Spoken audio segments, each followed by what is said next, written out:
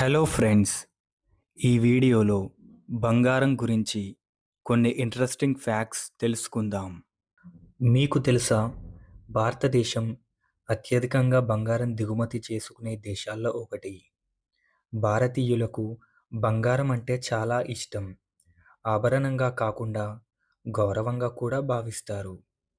ముఖ్యంగా పెళ్ళిళ్ళు, పండుగలు, దేవాలయాలు, పెట్టుబడులు ఇలా రకరకాలుగా వినియోగిస్తారు. కానీ మన దేశంలో బంగారం ఉత్పత్తి చాలా తక్కువగా ఉంటుంది.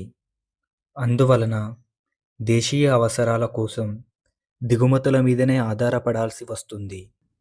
ఎవ్రీ ఇయర్ భారత్ 700 నుండి 800 టన్నుల వరకు బంగారం దిగుమతి చేసుకుంటుంది. ముఖ్యంగా స్విట్జర్లాండ్ నుండి 40% బంగారం దిగుమతి జరుగుతుంది. స్విట్జర్లాండ్లో బంగారం రిఫైనరీ హబ్ ఉంది. ఇక్కడ అనేక దేశాలు బంగారాన్ని శుద్ధి చేసుకుంటాయి.